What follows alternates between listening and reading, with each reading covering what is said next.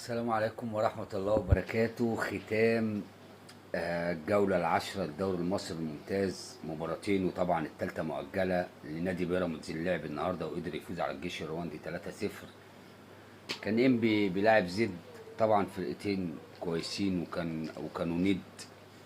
زد كانوا ند الانبي بصراحة، اللي ماشي كويس ووصل للنقطة 16. وبإذن الله نحاول نعمل حلقة حصاد العشر أسابيع.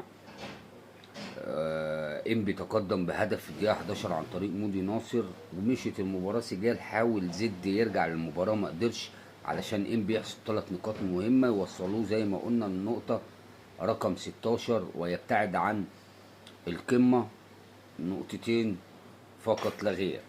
ثم فاركو ودجلة حبايب. طبعا فاركو ما فاز على مدار الموسم، ما فاز ولا مباراة، ولكن دجلة زي ما قلنا اكتر من مرة.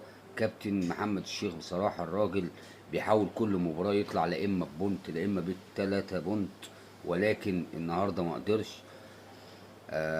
ونقطة هنا ونقطة هناك بالنسبة لفاركو وبالنسبة لدجلة. وبكده يبقى ختمنا الاسبوع العاشر لتوقف علشان مباراة منتخب مصر في تصفيات كاس العالم، اللي بإذن الله نفرح، المصريين كلهم يفرحوا بصعود منتخب مصر لكاس العالم مع الكابتن حسام حسن. السلام عليكم ورحمة الله وبركاته.